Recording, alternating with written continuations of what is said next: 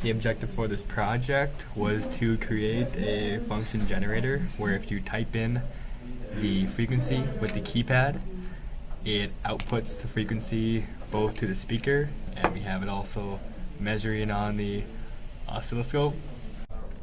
Okay, so the first frequency we're going to try is 440 because that corresponds to concert A.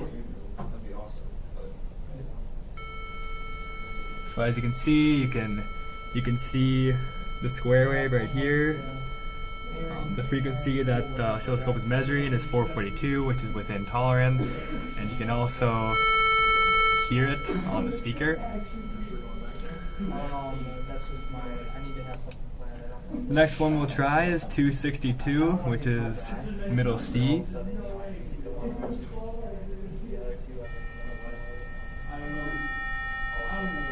So, once again, you see the square wave on the oscilloscope. Right there it says 263, also within tolerance, and you can also hear it on the speaker.